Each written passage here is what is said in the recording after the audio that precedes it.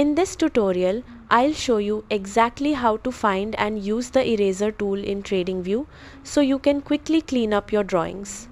Don't forget to like and subscribe. First, open Tradingview and load any chart. Make sure you're logged in so all your changes are saved.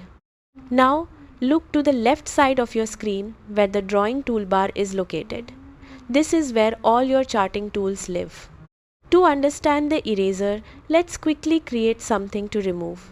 Click on the brush tool and draw anything on your chart. Just a simple line or scribble is enough. Once you've drawn something, move your attention to the top area of the chart near your profile icon. Click on the Drawing Tools menu or Expanded Tools section. Inside this menu, look for the eraser tool. It usually appears as a small eraser icon. Go ahead and select it. Now simply click on the drawing you made earlier. As soon as you click, the drawing will disappear instantly. If you have multiple drawings, just keep clicking on them one by one to remove each. One important thing to remember, the eraser tool mainly works with freehand drawings like the brush. If you want to remove other objects like trend lines or indicators, you'll need to select and delete them instead. And that's it.